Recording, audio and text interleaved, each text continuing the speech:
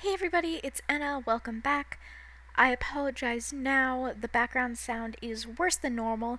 It is 85 degrees in my room even though the AC is running, so I have to run a personal fan. I'm very sorry about that. Today we are drawing Audrey Walker and Jones Malone from my World of Darkness game.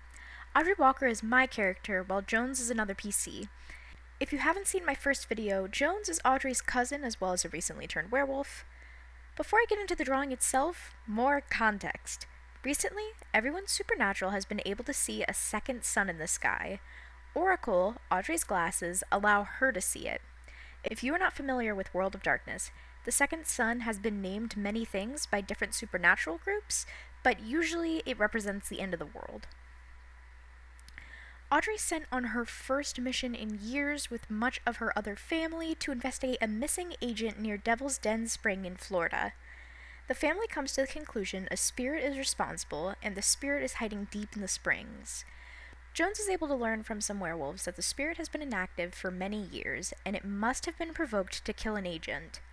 Audrey's own investigation, with the help from Oracle, leads her to a similar conclusion. The spirit is very powerful, but it must be peaceful. This is a tourist spot, and there have been no other missing persons cases here, so it must not regularly be harming people. Despite this, the rest of the group goes in under Riggins' orders. This is a good time to note that Riggin is not within his best state of mind. He is being influenced by an evil sword, and while he does try to use his own discretion to make the best choices for the group, it doesn't always work out. Audrey and Jones refuse to follow as they do not want part in killing something peaceful. Jones can't risk exposing himself as a werewolf if there's a struggle, and Audrey knows they have no reason to listen to her. They are left with a supervisor to make sure they don't run off. The rest of the group scuba dives to get to the cove where the spirit is hiding. Audrey is able to observe the fight through Oracle. The spirit is a green dragon. It claims it is holding something back with its magic and asks the group if they have come to kill it. They do not respond, so it lashes out. Riggin is able to turn off its magic using his imbued abilities, causing a tear to open in reality, from which a vile black miasma leaks out of. Riggin's sword drinks it up. The dragon is quickly slayed by the group, and Riggin's sword soaks up the miasma from the dragon. The dragon's body is desecrated for parts to become weapons and armor. Audrey witnesses this, and Oracle speaks in clear words rather than images. The end is coming. Audrey tells Jones, and Jones begins to freak out. The supervisor breaks to the surface right before them, and in this second, Jones grabs Audrey and slips them into another world, the Umbra. Jones and Audrey run through the Umbra for a while before they slide back out. They're in the middle of a forest, hours from home. The end of the world has begun, and their family released it. Now, we're here to this image. Jones and Audrey need to return home to try and convince their family and the wider organization that we need help and the world is ending.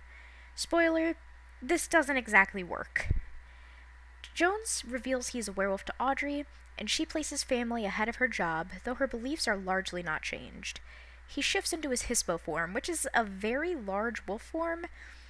In the Werewolf of the Apocalypse book, it describes it as like an American Werewolf in London type werewolf, but in-game it was described as more of a Princess Mononoke type. If you don't know the difference I'm trying to get at, look up American Werewolf in London versus a Princess Mononoke. To summarize the difference, the American Werewolf in London werewolf is much more like monstrous and doesn't resemble a wolf as closely, while Princess Mononoke wolves are just very, very, very large wolves, really. In order to make it back home quicker, a large portion of the journey is Audrey riding Jones back home. She's still soaked from diving, as you can see, and this is why her hair is appearing straight. She's holding on to her and Jones's gear here.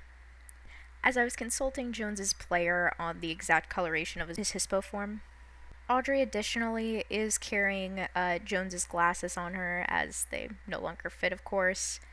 You can see the diving suit laid out across Jones's back, as well as his goggles in her hand.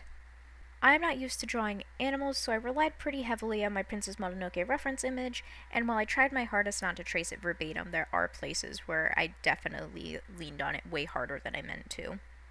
I really rushed the background on this because I wanted it done like before the next session, and I didn't particularly care too much about the background. I just very, very, very much wanted to get the foreground done, and the background was a nice touch to fill out the space.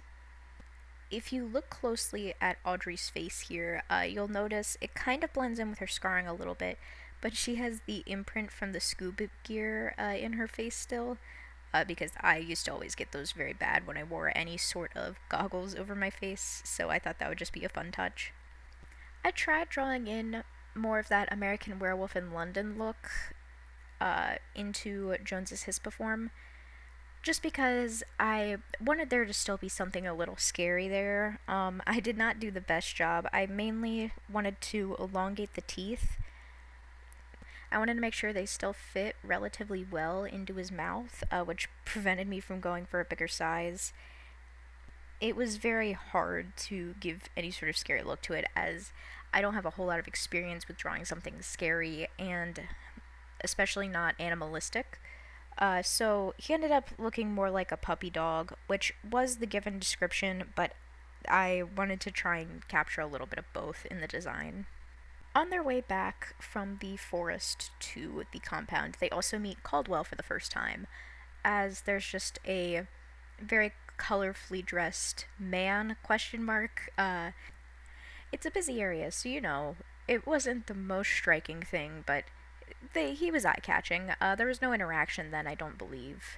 The DM said, looking at him, we just got the worst vibes of our life and wanted to get far away from him. Upon their return, they're questioned extensively about where they've been, which they give true answers, but they try and conceal a little bit, as Jones doesn't want to out himself as a werewolf, and Audrey is not going to out him as a werewolf either. Through his interactions with the werewolves and through part of this interaction, though I'm not sure how because these calls were separated, Jones is able to kind of vibe out something being wrong with the sword for the first time, and that is when we get concerns on how much we can really trust our Uncle Riggin. And yeah, that's all I really have for this episode. I have one more Audrey drawing ready to go, just needs his voiceover, and another one that I am almost done with, so that should be down the pipeline sooner than later. I will hopefully see you guys again soon. Bye bye!